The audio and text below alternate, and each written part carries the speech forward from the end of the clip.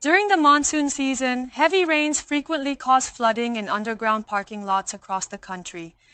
Discussions about installing water barriers to reduce damage arise every year, but installation requirements and standards still vary greatly by region. This is Kang Seo-young reporting.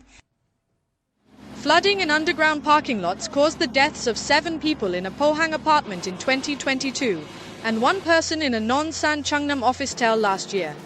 All these places suffered heavy damage because they lacked water pumps, devices meant to block water rushing from ground level into underground areas.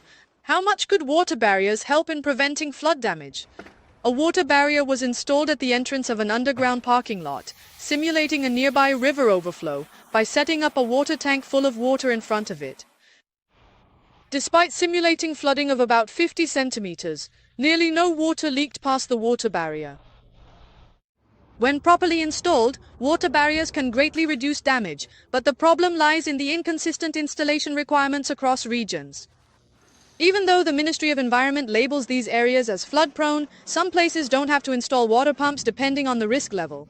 Mandatory rules for installation exist only in a few cities like Seoul and Pohang. The number of places required to install flood barriers is very small. For underground parking lots, it should be mandatory to install flood barriers. There are no clear guidelines on when flood barriers should be installed in case of potential flooding. Once flooding begins, it becomes difficult to install barriers against the incoming water. But if installed too early, it often causes conflicts with residents who need vehicle access.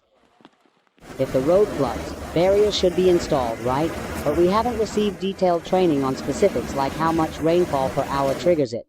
With the monsoon season starting, greater public awareness and more attention from authorities on water barriers are urgently needed. MBN News, Kang Seo-young.